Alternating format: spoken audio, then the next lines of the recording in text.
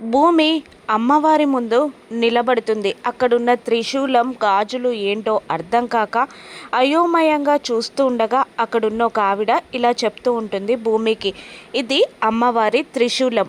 మన మనసులో ఉన్న తీరని కోరికలు నెరవేరాలని కోరుకుంటూ ఆ కోరిక నెరవేరుతుందా లేదా అని ఆ గాజుని అమ్మవారి త్రిశూలానికి విసిరేస్తాం.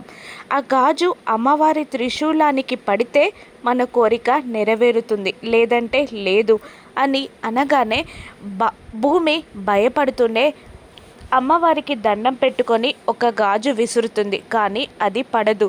ఎన్ని గాజులు విసిరినా కూడా అవి ఆ త్రిశూలానికి పడవు. కోపంతో ఒక్కసారిగా చేతి నిండా గాజులు తీసుకొని త్రిశూలం వైపు విసిరేస్తుంది భూమి. ఒక్క గాజు కూడా పడదు. దాంతో భూమి అక్కడే కుప్పకూలిపోయి వెక్కి వెక్కి ఏడుస్తూ ఉంటుంది. అప్పుడే భూమి భుజంపై ఒక చెయ్యి పడుతుంది. ఎవరా అన్నట్టు వెనక్కి తిరిగి ఏడుస్తూ చూస్తూ ఉంటుంది భూమి.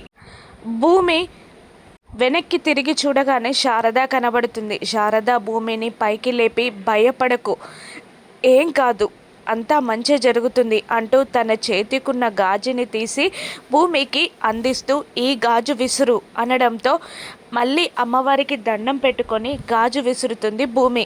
ఆ గాజు కరెక్ట్గా అమ్మవారి త్రిశూలానికి పడడంతో శారదా భూమి ఆనందానికి అవధులుండవు. అమ్మవారికి దండం పెట్టుకుంటుంది భూమి.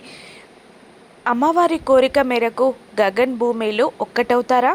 ఇంకా భూమి ఎన్ని కష్టాలు పడుతుందో రానున్న ఎపిసోడ్స్లో చూద్దాం. Thank you for watching.